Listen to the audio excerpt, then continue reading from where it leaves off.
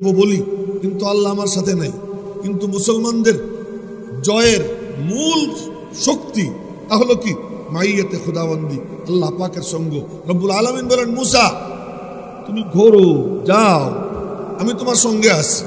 আকবিল ওয়ালা তাখাফ, সামনে বাড়ো, ভয় পেও না। ইন্নাকা মিনাল আমিনিন, আমি তোমারে কি করব? নিরাপদে রাখবো, তুমি নিরাপদ থাকবা। আল্লাহ, এই এতগুলো সাপ আমি কি করব? তোমার হাতে লাঠি আছে না? কাজ এই বুড়ার জায়গায় ঘুমায়।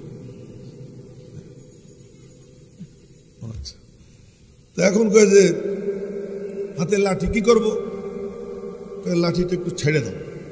আমার কলমটা যদি আমি ছাড়ি, এটা তো কোনো কাম না। যদি খুসা দেই, এটা একটা কাম। যদি বাড়ি মারি, এটাও একটা কাম। কিন্তু এখানে বলতেছে আলকি, ছেড়ে দাও।